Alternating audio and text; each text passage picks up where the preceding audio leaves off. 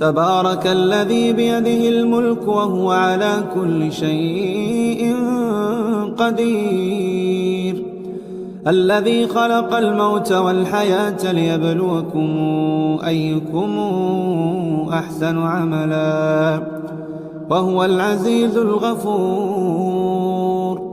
الذي خلق 7 سماوات طباقا ما ترى في خلق الرحمن من تفاوت فارجع البصر هل ترى من فطور ثم ارجع البصر كرتين ينقلب إليك البصر خاسئا وهو حسير.